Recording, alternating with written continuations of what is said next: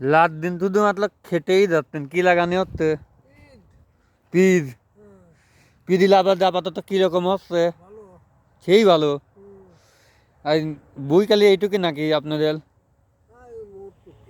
এই মোটটুকি গমের আবাদ কবে শুরু করতেন? বহুত দিন।